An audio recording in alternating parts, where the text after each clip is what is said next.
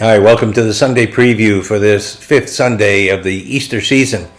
And we have the great famous passage from St. John's 15th chapter about the vine and the branches.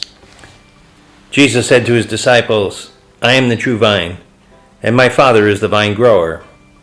He takes away every branch in me that does not bear fruit, and every one that does he prunes so it bears more fruit.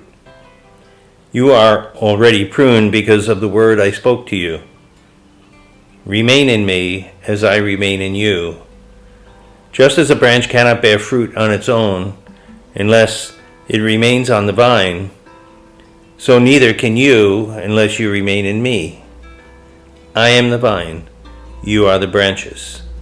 Whoever remains in me and I in him will bear much fruit, because without me you can do nothing. Anyone who does not remain in me will be thrown out like a branch and wither. People will gather them and throw them into a fire, and they will be burned. If you remain in me, and my words remain in you, ask for whatever you want, and it will be done for you. By this is my Father glorified, that you bear much fruit and become my disciples." The Gospel of the Lord. Without me, you can do nothing. Kind of hard words from Jesus. We can do nothing without him. But in the spiritual life, it's really true. All the good that we have in us comes from God and from the grace of Jesus Christ. And hence the need to remain united to him. Just like the vine has to be united to the branches, otherwise there's no life passing through. He says, remain in me. Remain in me. And how do we remain in Christ? Well, the first thing is that Christ has to be the most important influence in our life.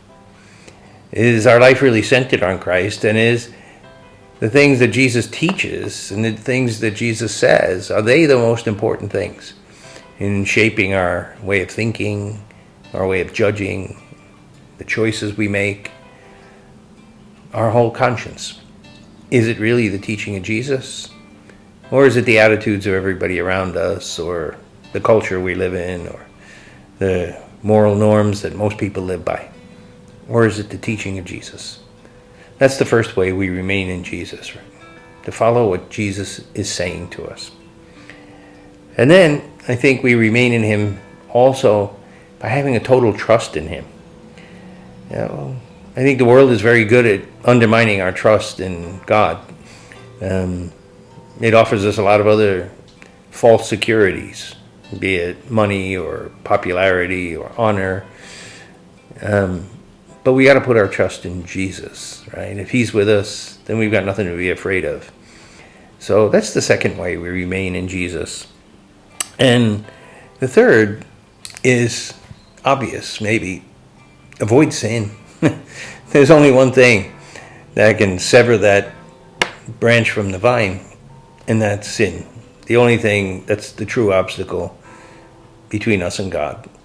That's the only thing that can kill our relationship with God. All right, so we remain in Jesus if we renounce the sin that's always threatening in our lives.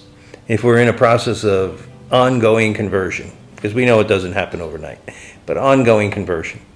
That every day we die a little bit more to sin and the attitude of the world, and we let that life of Christ flow through the vine to us, the branches, and then we'll remain in him.